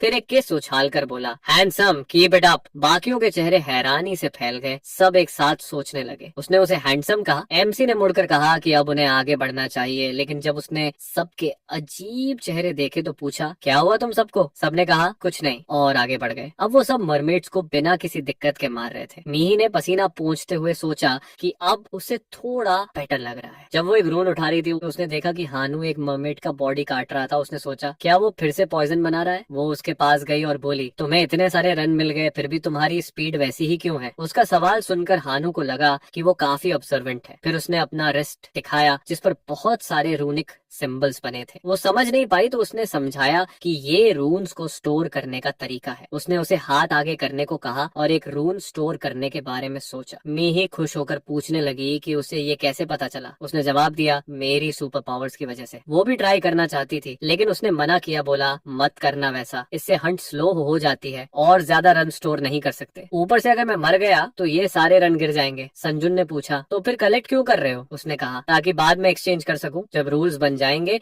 तो ये ट्रेनिंग जोन में पैसे की तरह काम आ सकते हैं। उसने कहा कि वो लोग चाहें तो रून्स को स्टोर मत करें, बस तुरंत इस्तेमाल कर लें। ताओंग को ये सब देखकर इरिटेशन होने लगी। उसने संजुन को धक्का दिया और आगे बढ़कर बोला, वो क्या हमें नीचा दिखा रहा है क्योंकि हम उसकी बात सुनते हैं? क्यों नहीं मैं जो चाहूँ वो कर सकता? एमसी ने थके हुए लहजे में सोचा कि लगता है ये अब भी नहीं समझे कि वो कहाँ है, लेकिन नीचे जाने के बाद जब कर्स लगेगा तब समझ आएगा। उससे पहले सब कुछ फिर से सेट करना जरूरी है। वो अपने वेपन को देखते हुए बोला, अब मेरी बात ध्यान से सुनो, जो चाहे करो, फॉलो करो या अपने रून्स कलेक्ट करो, मुझे कोई फर्क नहीं पड़ता, लेकिन अभी के लिए मेरी बात मानो, अपने सारे वेपन्स मुझे दो। ऐसी बात सुनकर ताओंग गुस्से से उबल गया। उसने उस पर चिल्लाया कि वो उन्हें लूटना चाहता है क्या, और बोला कि उसके पास खुद का वीपन है तो क्यों वो हमसे मांग रहा है। एमसी बोला, तुम लोग इससे लड़ नहीं सकते, ये ब्लेड बहुत क्रूड है, प्रैक्टिकली यूजलेस, मुझे एक्स्ट्रा ब्लेड्स चाहिए, समझे? ताओंग और भड़क गया, बोला, क्या वो सोचता है हम ऐसे ही दे देंगे? अगर वो हमारे वेपन्स ले लेगा तो हम लड़ेंगे कैसे? या फिर वो चाहता है कि हम बस उसके पीछे पीछे चलें और बचे खुचे स्क्रैप्स उठाएं? संगजुन ने कहा कि वो सब कुछ दे देगा। ये सुनते ही ताओंग पलटा और उस पर चिल्लाया, चुप रहो। फिर हनु की तरफ देखकर बोला, तो क्या इसका मतलब है कि तुम लड़ना चाहते हो? एमसी ने शांत होकर कहा, हाँ, और यहाँ डरने लायक क्या है? उसे हमेशा हानू की घमंडी नजर से नफरत थी। एमसी ने सोचा कि वो मना करेगा, लेकिन उसने नहीं किया। एमसी ने कहा, ठीक है, दो ऑप्शन है, या तो मैं चला जाता हूँ और तुम सब अपने आप करो, या फिर तुम लोग साइड में रहो और मुझे अकेले करने दो, चॉइस तुम्हारी। सांजुन ने उसका कंधा पकड़कर कहा कि वो साइड में रहेगा। माई ने भी कहा कि अगर वो ऐसा कह रहा है तो इसका मतलब नीचे बहुत खतरा है। ताओंग ने मी पर चिल्लाकर कहा, इसीलिए तो हमें साथ लड़ना चाहिए, ये आदमी हमें पीछे छोड़कर सब खुद लेना चाहता है और हम उसे ऐसा करने देंगे? हंस पड़ा कि ये उन्हें दोस्त कह रहा है। फिर उसने सोचा कि केलियन अगर यहाँ होता तो अब तक ब्लू या पर्पल जोन में पहुंच चुका होता। वो अब यहाँ और नहीं रुक सकता था, उसे वहाँ पहुँचना ही था। उसने कहा, ठीक है, नीचे जाकर बात करेंगे। टाइसन मुस्कुराया और बोला, आखिरकार फैसला तो लिया, पहले ही कर लेना चाहिए था। उसे शक था कि एमसी को नीचे कुछ दिलचस्प मिला है और कोई मूर्ख ही उसे छोड़ देगा। वे नीचे उतरे और कुछ ही सेकंड में डर के मारे चिल्लाते हुए वापस ऊपर चढ़ाए। एमआई चीखी, मैंने कहा था ना कि डेंजरस है। ताओंग भी चिल्लाया और याद आया कि जब वो पहली बार नीचे गए थे तब उन्होंने क्या देखा था। उसने ऊपर देखा एक सफेद विशाल सरपेंट। वो सोचने लगा, मुझे कैसे पता होता कि वो मॉन्स्टर हर लेवल पर सबके साथ होगा। वो नीचे की तरफ देखने देखने लगा। उसे यकीन नहीं हुआ कि वो अब अकेले उससे लड़ेगा। क्या मैं पागल हूँ? एमसी ने सरपेंट की आंखों में देखा। वो फुफकारा, हमले की चेतावनी दी और हानसू ने अपना बैकपैक गिरा दिया। उसने देखा कि मॉन्स्टर की गर्दन फूल रही है और तुरंत पास के एक स्तंभ के पीछे छिप गया, कानों को ढकते हुए। अगले ही पल सरपेंट ने उसकी तरफ सोनिक वेव छोड़ी, स्तंभ टूट गया, लेकिन एमसी तैयार था। मैजिक इम्यूनिटी 13 पॉइंट्स की थी, उसी ने उसे बचाया। सरपेंट की सोनिक वेव्स मैजिक से बनी थी और उसकी स्केल्स इतनी सख्त थी कि सामान्य ब्लेड काम नहीं करती थी। सरपेंट ने अपनी पूंछ झटकी, स्तंभ तोड़ने की कोशिश की, लेकिन एमसी वहां से भाग निकला। उसने सोचा कठिन दुश्मन है, लेकिन मुझे इसकी वीकनेस पता है। उसने सरपेंट की स्केल्स के बीच की जगह पर वार किया। सरपेंट दर्द में चिल्लाया और वो दूरी बनाकर पीछे हट गया। सांप ने जोर से फुफकार मारी। वो तेजी से उसकी तरफ झपटा, उसे दांतों से पकड़ने की कोशिश की, लेकिन उसने साइड में छलांग लगा दी। तभी सांप ऊपर उठा और उस पर एक और शॉक वेव छोड़ी, जिससे उसे अपनी जगह पर टिके रहना मुश्किल हो गया। तेज झटके से उसने आंखें बंद कर ली और उसे पता भी नहीं चला कि सांप की पूंछ उसकी तरफ आ रही है। अगले ही पल सांप ने पूरी ताकत से वार किया, जिससे वो दीवार से जा टकराया और जोरदार आवाज हुई। टक्कर की जगह से धूल उड़ने लगी। मॉन्स्टर वहीं रुक गया और एमसी ने सोचा कि शायद अब जख्मों का असर दिखना शुरू हुआ है। जब सांप ने देखा कि वो अब भी जिंदा है तो वो फिर से उसकी तरफ बढ़ा। उसने सोचा कि ये ट्रेनिंग जोन है तो इसकी डिफेंस बहुत स्ट्रांग होने के बावजूद ये पॉइजन से असर जरूर लेगा। उसके पास अब सिर्फ 5 ब्लेड्स बची थी। 1-2 से कुछ नहीं होने वाला था। वैसे भी ताइशुन ने उसे अपना वेपन दे ही दिया था। उसने चाकू को सही पकड़ा और सोचा कि पॉइजन असर करने से पहले थोड़ी मस्ती कर ही ले। फिर वो उस पर टूट पड़ा। उधर मिही ने धमाके की आवाज सुनी और पलटी। वो लोग काफी दूर थे, फिर भी आवाज यहाँ तक आई थी। उसने सोचा वो वहाँ अकेला है, क्या सच में ठीक रहेगा? ताइशुन ने पूछा कि वो क्यों रुक गई। उनके पास तो अब कोई डैगर भी नहीं है, बेहतर होगा कि वापस शॉप चले। लेकिन वो चुप रही और अंधेरे गलियारे की तरफ फिक्रमंद नजरों से देखा। फिर बोली कि वो जाकर देखेगी। ताइशुन ने उसे रुकने को कहा और झल्ला कर सोचा कि जब से वो आए हैं सब उसे नजरअंदाज कर रहे हैं, जैसे बाकी सब बेकार हो गया हो। वो और संजुन उसके पीछे भागे। वो जल्दी नीचे पहुंचे और मिही ने चिंतित होकर पुकारा, हांसू तुम ठीक हो? उसकी नजर बदली। सांप ने उसकी बाह को दांतों में जकड़ रखा था और दबा रहा था। वो देखकर वो कांप गई, लेकिन एमसी ने उसकी तरफ ध्यान नहीं दिया। उसने सोचा कि बहुत वक्त बर्बाद हो गया। फिर उसने चाकू को कार पकड़ा और पूरी ताकत से मॉन्स्टर के नीचे के जबड़े में घोंप दिया। सांप दर्द में चीखता पीछे हटा और एमसी की बाह छूट गई। वो पीछे हट गया और दूर जाकर देखा कि पॉइजन ने अपना असर दिखाना शुरू कर दिया था। अच्छा हुआ उसने 3 डैगर्स उसमें घोंपे थे। सांप ने उसकी बाह बुरी तरह काटी थी, लेकिन उसके स्टैट्स की वजह से रिकवरी तेज थी। बाद के लेवल्स पर मॉन्स्टर्स ज्यादा रेजिस्टेंट और जल्दी हील करने वाले होते हैं, इसलिए पॉइजन बेकार हो जाता है और एबिलिटीज का यूज करना और भी रिस्की हो जाता है। लेकिन शुरुआती स्टेजेस में पैरालाइजिंग पॉइजन बहुत असरदार होता है। अगर वो न होता तो शायद वो अब तक जिंदा न होता। उसने ऊपर देखा, उसका ओपोनेंट अब पॉइजन से मर चुका था। उसने सोचा अब तो सब आसान है। मिही तुरंत दौड़कर आई और पूछा, तुम ठीक हो ना? उसने कुछ नहीं कहा, बस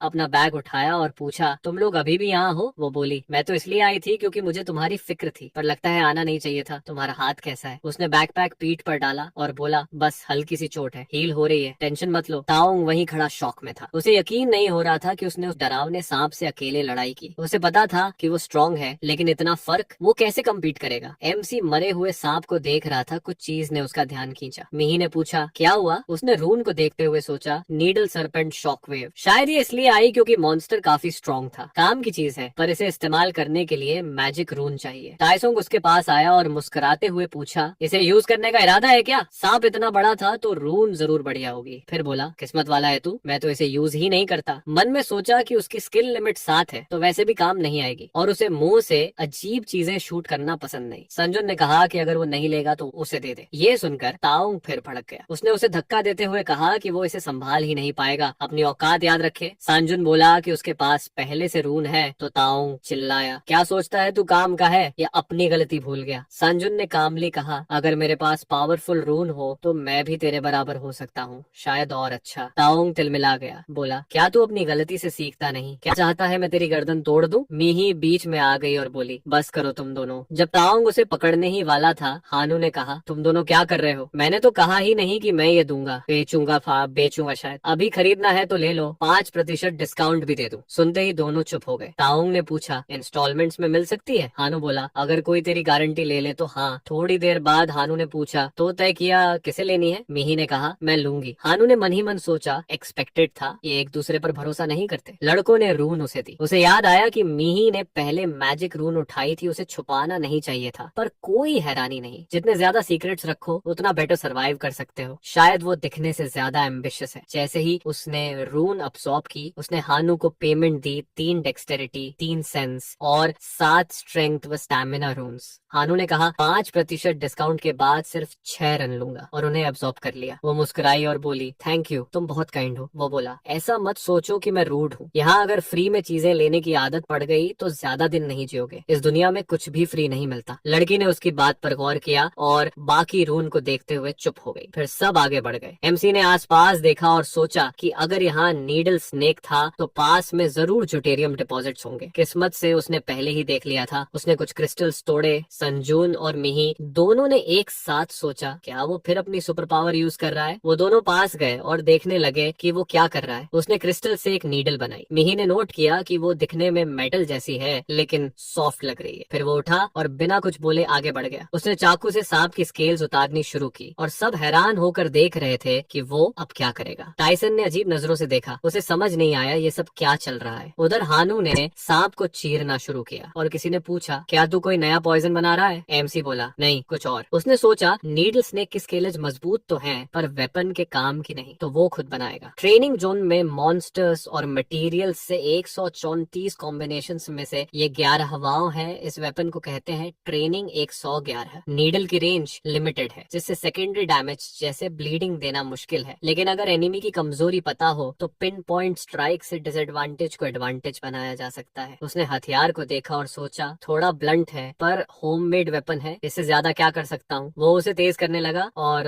हल्की मुस्कान के साथ सोचा, कम से कम इतनी पावर तो चाहिए ही। अल्केमिस्ट को बेस्ट वेपन बनाने के कॉम्बिनेशन समझने में कितना टाइम लगा था, लेकिन अब ये वक्त वसूल है। उसने दूसरे सिरे पर कपड़े का टुकड़ा बांधा ताकि पकड़ बेहतर हो और देखा कि अब ये सच में हथियार जैसा लग रहा है। धीरे से बोला, अगर मुझे रोको लिजर्ड मिल गया तो इससे भी बेहतर वेपन बना सकता हूँ, शायद 117 वाला। स्पाइन स्नेक की स्केल्स भी खराब नहीं थी। इतना कह सकते हैं कि शायद ही कोई इससे बेहतर वेपन ढूंढ पाए। उधर टेसेंग बहुत ही हैरान था। वो इस वेपन को खरीदना चाहता था और उसने प्रॉमिस भी कर दिया कि वह सभी रून्स दे देगा। उसने सोचा कि इस वेपन में उसका समय और मेहनत वाकई वैल्यू रखता है और ये उसके पास मौजूद चीजों से बेहतर होगा। लेकिन हानू ने उसे मना कर दिया। ये एक अनयूजुअल वेपन था। वो उसे बेच सकता था क्योंकि टेसेंग इतना इंटरेस्टेड था, पर हानू इसे दोबारा नहीं बना सकता क्योंकि उसके पास मटेरियल्स खत्म हो गए थे। वो घुटनों तक गुस्से में दांत पीसने लगा और सोचा कि उसने सब कुछ खुद के लिए खर्च कर दिया। जैसा कि हमेशा होता है, वो सेल्फिश इडियट ही है। हालांकि शायद आगे कुछ और भी बेटर होगा, उसे बस पैटियंस रखनी होगी। उसने आगे ट्रेन की तरफ देखा और सोचा कि ये उनकी फाइनल डेस्टिनेशन है। यहाँ बिजली है और काररीज खाली है। मिस्टर नो इट ऑल ने सब देखकर चुप हो गया था, इसलिए उसने सोच लिया कि शायद कोई लड़ाई नहीं होगी और वो फाइनली अपनी रिवॉर्ड ले सकेगा। एमसी ट्रेन में चढ़ा और जब उसने देखा कि वो लोग उसके पीछे आ रहे हैं तो उसने पूछा कि क्यों चढ़ रहे हो। उनका थोड़ा मुंह खुला रह गया और उसने कहा कि उतर जाओ, ये कैरेज सिर्फ एक के लिए है। जब उन्होंने कोई रिएक्शन नहीं दिखाया तो उसने पूछा कि क्या उन्होंने सुना नहीं। वो एक सीट पर बैठ गया और संजून कंफ्यूज्ड होकर पूछने लगा, क्या उसने मिस्टेक की होगी? इतना स्पेस सिर्फ एक के लिए कैसे हो सकता है? ताऊं जैसा कि हमेशा होता है गुस्से में फट पड़ा और बोला, कौन सा रूल कहता है कि सिर्फ अब वही राइड कर सकता है? सब कुछ जो उन्होंने साथ में सहा, अब क्यों सिर्फ उसे चुनने का हक मिलेगा? एमसी ने उन्हें देखा और सोचा कि ये कितने पैथेटिक हैं। हाँ, ये अच्छा है कि वो मौका पकड़ना चाहते हैं, लेकिन उन्होंने एक बात नहीं समझी। उसने खड़ा होकर अपना वेपन उठाया और कहा कि इस दुनिया में कोई रूल नहीं है, इसलिए कोई भी सिर्फ यहाँ होने का हक नहीं रखता। उसने वेपन की हिल्ट उनके तरफ की और कहा, आप या तो अभी चले जाओ या मेरे साथ आर्ग्यू करो। अगर कोई लॉयर ढूंढोगे तो कंप्लेंट करने की कोशिश कर सकते हो। हंसते हुए उसने उन्हें चॉइस दी। उसके वेपन को देखकर टाइसन नर्वस हो गया और फिर कुछ बोलने की हिम्मत नहीं की। आखिरकार हानू अकेला गया और वे लोग वहीं रहे। टाइसन अब शायद गुस्से से एग्जॉस्टेड था। उसने मन ही मन उसे इडियट कहा और सोचा, क्या वो सच में सीरियस था? बोलता तो 40 साल के जैसे है, लेकिन नॉनसेंस ही बोल रहा है। अगर तीनों अटैक करेंगे तो शायद चांस मिलेगा। जीत गए तो उसके सारे आइटम्स मिलेंगे, हार गए तो बस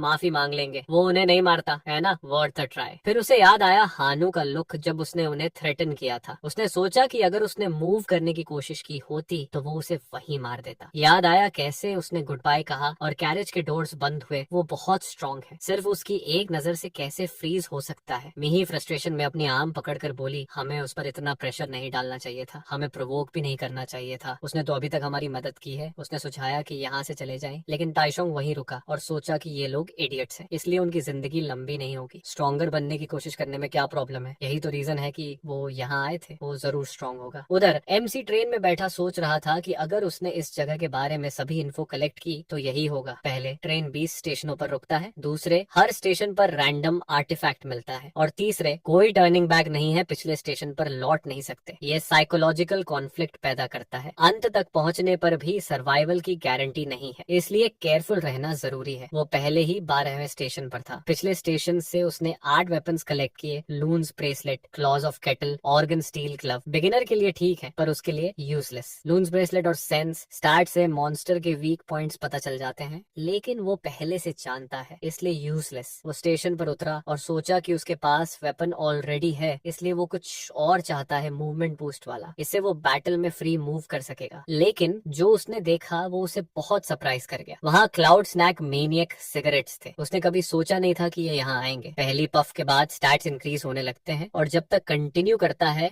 ग्रोथ चलता है। एक सिगरेट से सारे स्टैट्स 20% बढ़ते हैं और इफेक्ट 10 मिनट तक रहता है। यही उसे चाहिए था। ये आर्टिफैक्ट बहुत अच्छा था। ट्रेनिंग जोन के बाहर यूज नहीं हो सकता, पर इसमें इससे बेटर कुछ नहीं। उसने सिगरेट्स को देखकर सोचा कि लंबा टाइम हो गया उन्हें नहीं देखा। उसे याद आया कि एक लड़की ने उसे उसकी बुरी हैबिट के लिए डांटा था। उसने नाखुशी से पूछा, क्या फिर से स्मोक कर रहा है? कितनी बार बताऊं कि हर सिगरेट से वो और जल्दी बूढ़ा दिखता है। उसने उस समय कुछ नहीं कहा। लड़की ने सिगरेट ले ली और बोली कि ये उसे रूइन कर रही है। अगर वो ये नास्टी स्टफ कंटिन्यू करेगा तो अपना हैंडसम फेस स्पॉइल कर देगा। उसने सिगरेट्स लिए और साइलेंटली ट्रेन में लौट आया। उसे चिंता करने की जरूरत नहीं है, इस बार ये अलग थी। टाइम पास हुआ और वो फाइनली गांगनम स्टेशन पहुंचा, पर अपने क्लासमेट्स नहीं देख पाया। वो आगे बढ़ा और सोचा कि अगले 2 दिनों में डिसाइड करना होगा कि क्या करना है, हंटिंग रून्स कलेक्ट करना या रिमेनिंग क्वेस्ट्स कंप्लीट करना। चॉइस ऑब्वियस था। उसने पोर्टेबल स्टोव से अपना पॉट उठाया और सोचा कि जर्नी में कुछ टास्क्स कंप्लीट हुए हैं, इसलिए रिवॉर्ड क्या मिलेगा नहीं पता, लेकिन वो ट्राई करेगा अच्छे रिवॉर्ड्स के लिए। एक क्वेस्ट प्रॉमिसिंग रिवॉर्ड वाला था और जल्दी कंप्लीट हुआ। इसके लिए वो सेजस स्टोन पा सकता था, एक क्लमजी मेज के फॉलोअर के साथ। ये सभी स्टैट्स 10 पॉइंट्स बढ़ाता है और फेटल वुंड्स हील करता है। रिवॉर्ड अच्छा था। आर्टिफैक्ट रेयर था ट्रेनिंग जोन और रेड जोन दोनों में, लेकिन जो भी ये करता वो क्रेजी होना चाहिए। उसे याद आया वो लड़की जिसने पहले ये टास्क कंप्लीट किया था, environ, death squad member, prison volunteer थी, क्रिमिनल्स के साथ एबिस में समन हुई। उसकी सबसे ट्रस्टेड टीम उसके साथ थी। ट्रेनिंग शुरू होते ही सबने बिट्रे किया और एंगर अनलीश किया। 7 दिन तक उसने सबको मारा और उनके हार्ट्स खा लिए। फिर उसने अपनी लाइफ खत्म करना चाहा और फिर ये टास्क आया। MC टायर्डली अपनी नाक रगड़ता हुआ सोच रहा था कि ये उसके लिए ठीक नहीं। ये उसके गोल के साथ कॉन्फ्लिक्ट करता था, जितने लोग पॉसिबल सेव करना। नाइट हो चुकी थी। उसने याद किया कि एक्सीलेंट नाइट टास्क था, सेल्फिश रिच पर्सन से पाउच ऑफ फूड रिवॉर्ड। इसके लिए टास्क कंप्लीट करना था